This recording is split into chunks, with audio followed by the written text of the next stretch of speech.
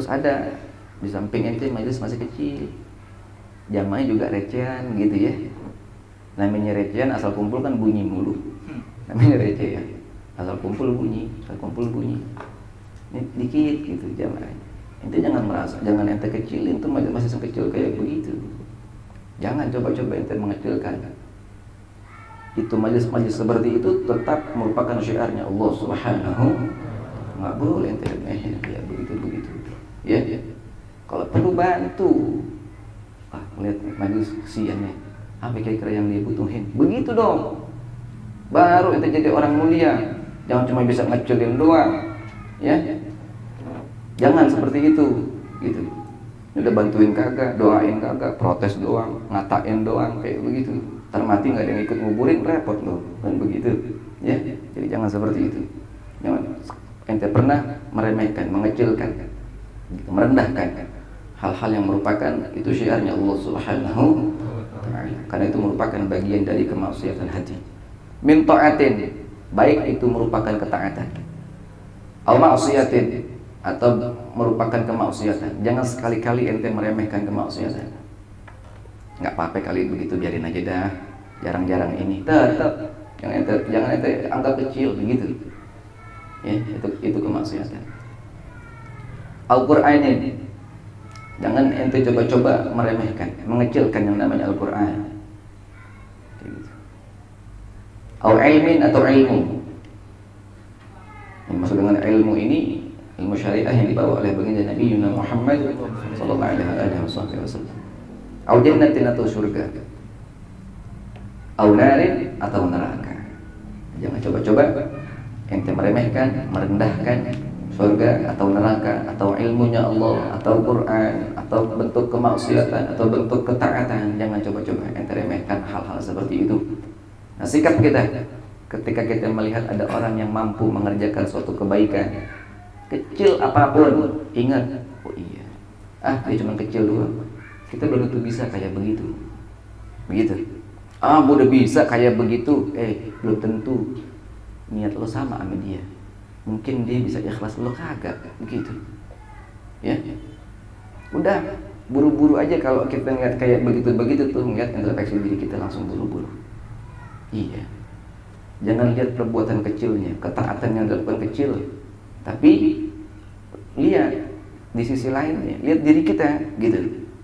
Kira-kira kalau gue bisa mengerjakan kayak begitu, bisa nggak gue ikhlas? Begitu.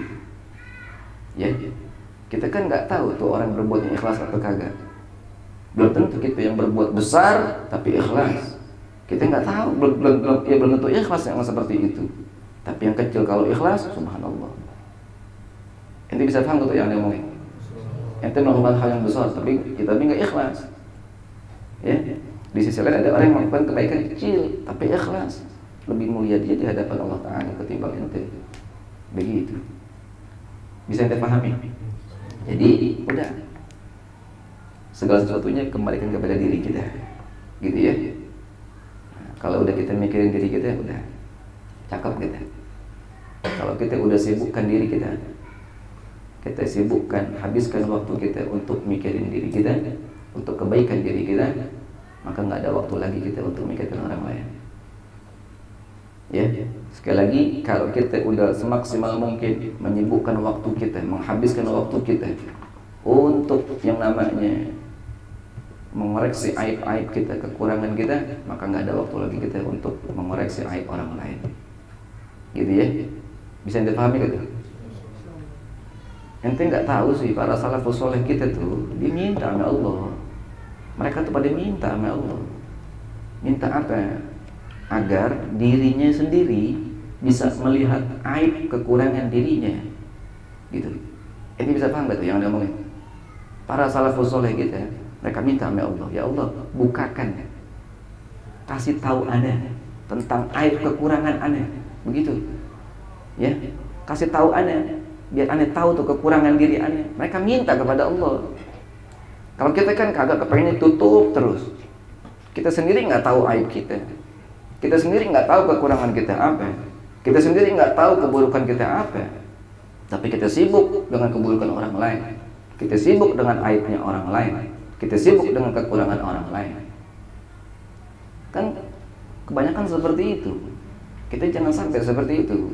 Udah sibukkan aja diri kita untuk kita melihat aib kita sendiri. Begitu. Dalam ilmu tasawuf, ente paham yang namanya basirah. Ini salah pemahaman orang-orang. Basirah itu mata hatinya kelihatan, bisa melihat jin, bisa melihat itu.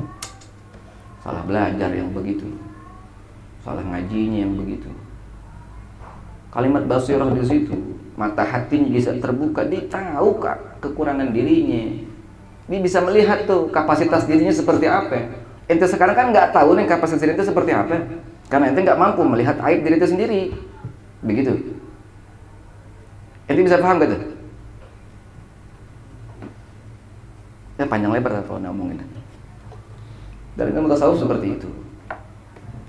Ilmu tasawuf tuh bukan hanya bukan untuk ngejelekin orang, bukan buat tinggiin diri sendiri, bukan tasawuf namanya. Itu namanya takabur yang begitu. Ya.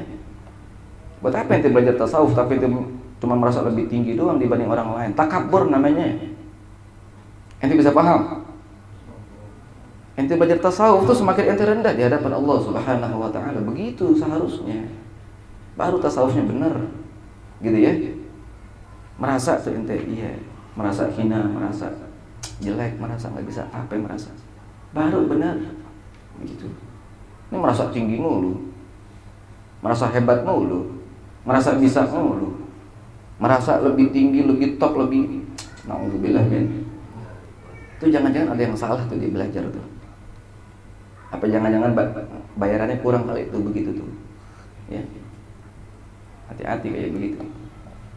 Jadi ilmu tasawuf itu kita diajarin semakin lama semakin tunduk kita di hadapan Allah Ta'ala, semakin terus tunduk. Bukan semakin tinggi, semakin hebat, semakin merasa gini.